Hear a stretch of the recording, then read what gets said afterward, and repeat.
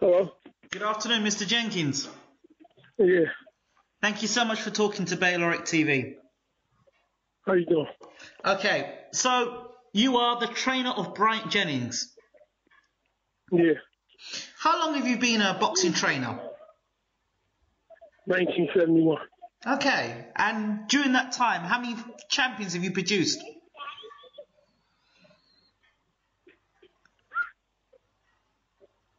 3. 3 world champions. Yeah. Who are they? Zahir Rahim, Okay. David Reed, Right. Charlie Choo Brown. Wow. So you come from Philadelphia, correct? Yeah. What does it mean to be a Philadelphian fighter? What does that mean? That means if you're a true Philadelphia fighter, there's a difference in a Philadelphia fighter and a true Philadelphia fighter. A true Philadelphia fighter brings everything to the table. Okay. And how So do you got some actors that's acting like these Philadelphia fighters. Okay. So how do you tell the difference? How you tell the difference?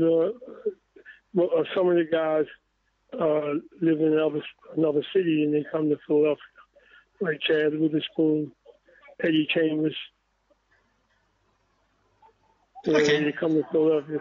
Most of the top-notch fighters out there came through Philadelphia one time or another, or used Philadelphia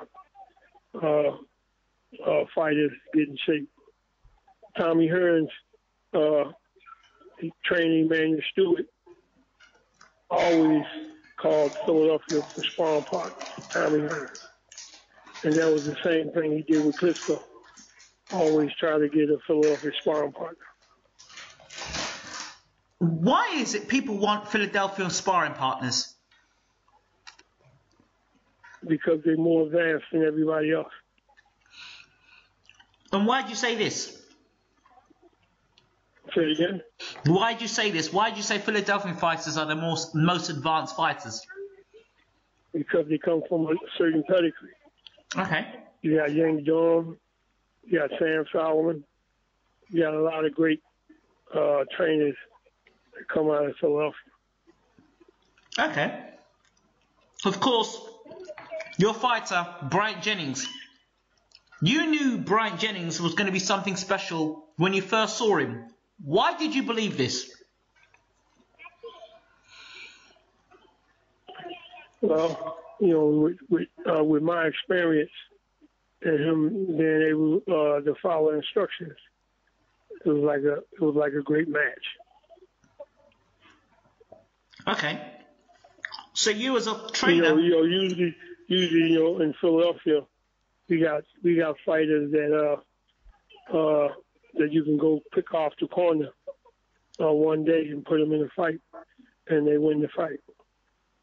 And then you got fighters in Philadelphia that party all night and go to the fight the next day. But here's a guy that don't do either. No partying, follow the rules, stay home, stay focused, and focus on everything that you need to do in the ring. Okay. So, as a trainer, what are your philosophies about boxing? What is my philosophy about boxing? I believe anybody that's been in the boxing game for 5 years deserves to make a living. Okay. I don't care who you is. Anybody that put 5 years time in this game deserves to make some money out of it. Right. Within 5 years. Yeah, I don't care who you are. If you're in the game for 5 years, you deserve to make money. They should open up a pension plan for after 5 years for fighters. Well, what makes you believe this? Say again? What makes you think after 5 years? If you be in the fight game, all the things that go on and everything, the fight game brought me to Jesus Christ. Because I couldn't believe the things that happens in the game. I couldn't believe it. The things that go on in the game. You know, it's one of the things that have been talked about Bryant Jennings is inexperience. They say he's not experienced enough. What are your thoughts about this? That's why you call it a team. He's not experienced enough, but I am. That's where you get team play from. And the other thing is, they say Bryant Jennings is too small. But yet, I've seen fighters like Evander Holyfield and Mike Tyson beat big guys before. Why are they saying Bryant Jennings is too small? They said Rocky Marciano was too small. They said Joe Louis was too small. What do you mean? Heavyweight fights from 185 pounds and up. Okay, so Wladimir Klitschko, 6'7", 260, 70 pounds. You've been chasing this fight for 3 years. Why? When you got somebody that listen and you're watching fights and you're looking at fighters and you're seeing the things that they do, and you get somebody that come in and can capitalize on everything that you tell them to do. And even if I tell him to do one thing, he find out he can't do it that way, he'll do it another way. He'll find a way to make it work. And Klitschko makes plenty of mistakes. Everybody says that, and as you know, everybody has a game plan until they get hit. Yeah, but nobody speaks on it. Yeah, well, same thing with Klitschko. He got a game plan until he gets hit. He hasn't been hit 3 or maybe 5 or 6 times in his career, and he was knocked out 3 times by that. So, in terms of sparring partners for this particular fight, who have you used to replicate the Klitschko style? With Donald Duck. Donald Duck. What kind of question is that? I can't answer that question. It's a question you can answer. It's a question you can avoid. I have to avoid. Yeah.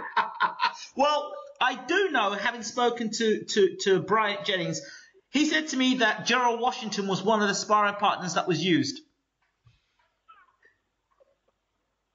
Now, he said that himself because Gerald Washington posted it on his Twitter page. Oh, yeah? Gerald Washington. Well, I'm not going to confirm it. Okay, all right, fine. Okay, okay. Let's move away from sparring partners then. Let's talk more about Klitschko and what he brings to the table.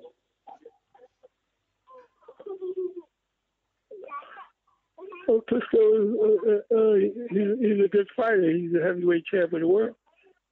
He's a good fighter, but there's a whole lot of great fighters. You never get an opportunity to fight for the heavyweight champion of the world. You got him now, but between the politics in boxing and the maneuvering behind the tables in boxing, those guys don't get opportunities. I know that you declined Jennings sparring Klitschko. Why was that? That was 3 years ago. Yes. Why did you decline it? Why do you want to spar a guy? If I'm going to spar him, I'd rather fight. Well, it seems to be the fashion that a lot of these fighters spar with Klitschko and then he beats them up afterwards. Yeah. Then you spar with him, then you fight him. If he were to spar with us, he wouldn't be fighting. Fair enough. Do you think that your man hits hard enough to stop Klitschko?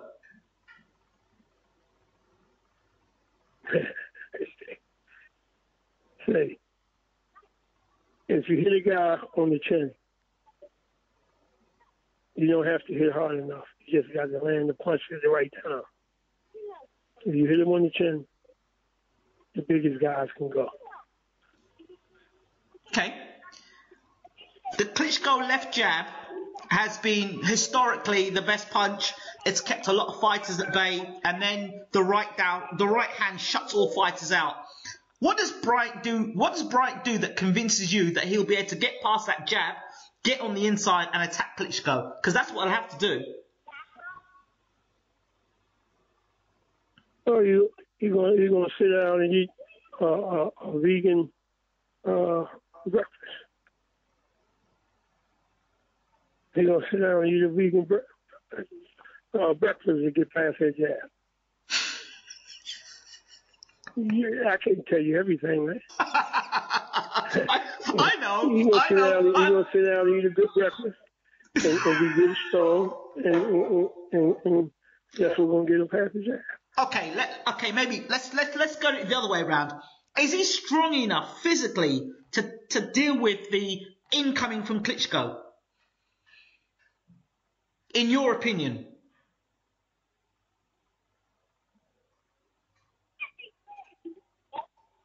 That shouldn't be no problem. That shouldn't be a problem. Okay, fine. That shouldn't be no problem. Okay. Is there anything you've seen in the Klitschko style in terms of his insisting in holding opponents and in particular the Povetkin fight where Povetkin wasn't able to box? What are you as a team going to use or do to prevent that from happening? Just remember, if the referee would have did his job on the Povetkin fight, Klitschko lose the fight. Why'd you say this? Simple as that. I counted 244 times Klitschko did a foul. 244 times Klitschko did a foul. And 244 times Klitschko did something illegal. And he only got penalized one time. And no, I'm talking one fight. Yeah. See, a lot of people watch fights and they don't know what they watch. A lot of people watch fights, they don't know what they watch. Klitschko did 244 fouls on Povetkin, and they took 1 point. Why did the referee allow that to happen? Well, you remember Klitschko said, and I think a Lamont Brewster fighter, Lamont Brewster, he thought he was drugged with the water. So I say the referees is excited to be working Klitschko fight, and they want to do what's right and get another shot.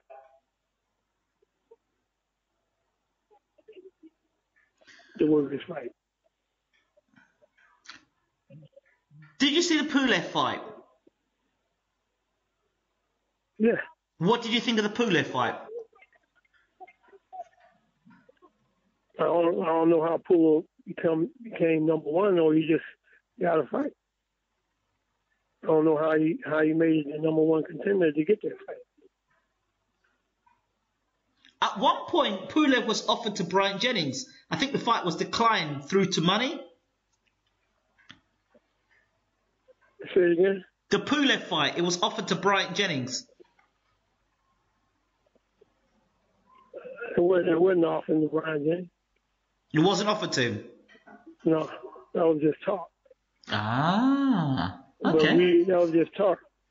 And I told him, I said, why would I take a chance with anybody else? We already proved what we need to do. We want a shot at the chance. Okay.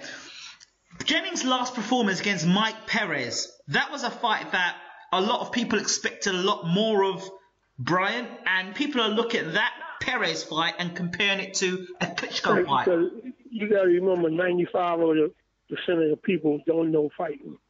There's only 5% or 10% of the population that actually really know fighting. And the 90% that don't know fighting, I say, you can feed them pumpkin seeds and tell them they're eating Brazil nuts. You know what I mean? You know what I mean? That's the 90% that don't know fighting. The people that actually know fighting, they can look at the fight and see that Pulev had no business in the ring with.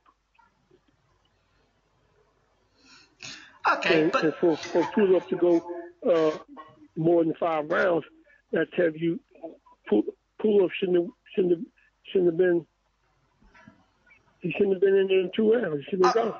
okay, that's a fair point, and I'm trying to be unbiased there. But in the same breath, people could say, Bryant Jennings, what's he doing in the ring with Wladimir Klitschko? That's what they'll say. Because he's willing to get in there with him. You can imagine right now you can find maybe 80% of the fighters is not willing to get in there with him. Okay. There's only a handful of fighters that's willing to get in there with Klitschko, even though it's a title fight. See, I know as an experienced trainer, James Alabashir said to me that you as a trainer will be an experienced corner as opposed to all the other corners that Klitschko has faced. What have you noticed about Klitschko that he, I mean, you first of all talked about the fouls. Is there anything else that you've noticed about Klitschko in terms of him getting away with things? I'd rather not talk about that. Okay, I understand. So, One thing I know Klitschko is he got 2 feet, 2 hands, and he's human. So he bleed like we bleed. That's true. That's true. But now, if you can take his 2 feet away and take his 2 hands away and give him 4 hands, then we got a problem. You seem extremely confident in Bryant Jennings. Is there a reason, apart from your experience, is this something that you've seen in your fighter to believe you can beat Bryant? To keep it real, Emmanuel Stewart, God bless his soul, is not there. He's a very good trainer. But I believe if Emmanuel Stewart was living, he wouldn't have took this fight. What do you think of Jonathan Banks? He would have told Klitschko, you got a 9-year run. You've been great. You did everything right. Go home and retire and raise your family. Wow. He would have said, this is not the fight. This is not the fight for you. Wow. That's what he was told.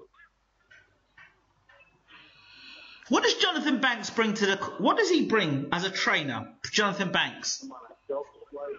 You gotta, the way I look at training, you gotta go to a trainer and find out who did he bring in the fight game from the start. Anybody can search the world and find a good prospect. Anybody can search the globe and find a good prospect. But who did you know that searched the globe and brought a prospect from the beginning to the end? You don't have too many trainers like that. Even the great Freddie Roach picked up Pacquiao. Emmanuel Stewart picked up Lewis. Emmanuel Stewart picked up Klitschko. He didn't bring them from the beginning to the end. That guy that brought Klitschko from the beginning to the end, if he was there, I'd be more afraid. It's interesting. The coach that brought him from the beginning to the end, you can count trainers that jump on the bandwagon of a fighter that's already shows that he knows how to fight. And they jump on the bandwagon to help him get a little better than what he already is. But he would have been lost if you would have had him from the beginning. Everybody wants a piece of the cake when it's all made and put their design on it. But even without that design, that fighter is going to do good, whether you put that design on it or not.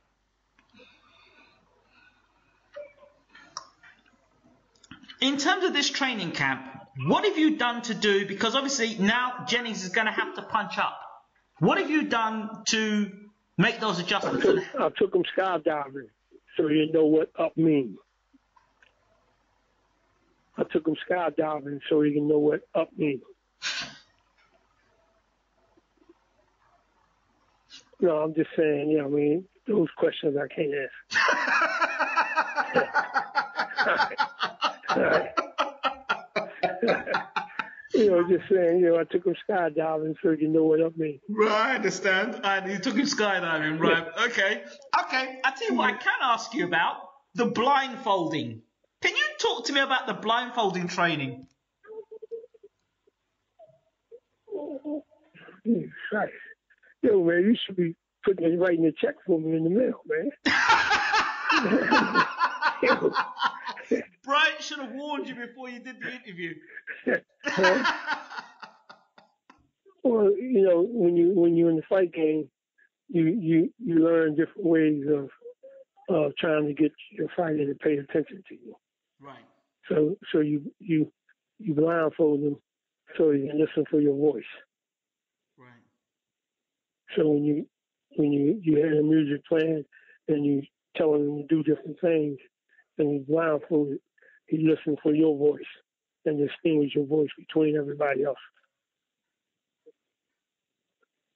That's amazing. That's the main thing, yeah. Absolutely amazing.